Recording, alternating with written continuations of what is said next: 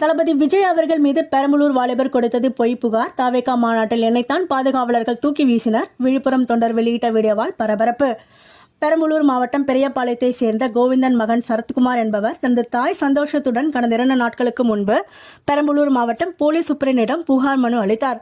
அதில் மதுரையில் நடந்த நடிகர் விஜய் அவர்கள் கட்சி மாநாட்டில் பாதுகாவலர்களால் தூக்கி வீசப்பட்டதில் தனக்கு காயம் ஏற்பட்டதாகவும், இதற்கு காரணமான நடிகர் விஜய் அவர்கள் மற்றும் அவரது பாதுகாவலர்கள் மீது நடவடிக்கை எடுக்க வேண்டும் என்று கூறியிருந்தார்.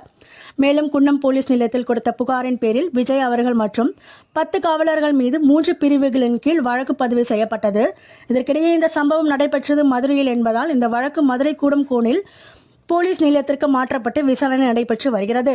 இந்த நிலையில் மதுரை மாநாட்டில் பாதுகாவலர்களால் தூக்கி வீசப்பட்டது பெரம்பலூரை சேர்ந்த சரத்குமார் இல்லை, நான் தான் என விழுப்புரம் மாவட்டம் சரவணம்பாளையத்தை சேர்ந்த காந்தி மகன் அஜய் என்பவர் கூறியுள்ளார்.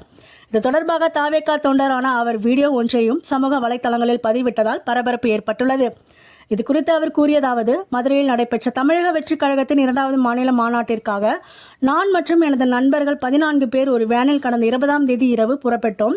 மறுநாள் காலையில் அங்கு சென்றோம். நடிகர் விஜய் அவர்கள் பார்க்க வேண்டும் என்ற ஆர்வத்தில் ராம்ப் வாக் செல்லும் இடத்தின் அருகே சென்றோம்.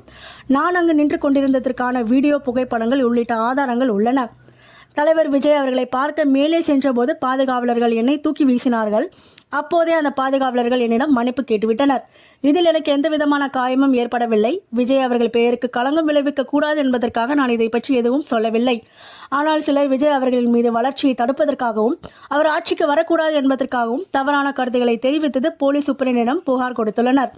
பெரம்பலூர் வாலிபர் கொடுத்த பொய்யான புகாரின் பேரில் விஜய் மற்றும் பாதுகாவலர்கள் மீது வழக்கு பதிவு செய்யப்பட்டுள்ளது.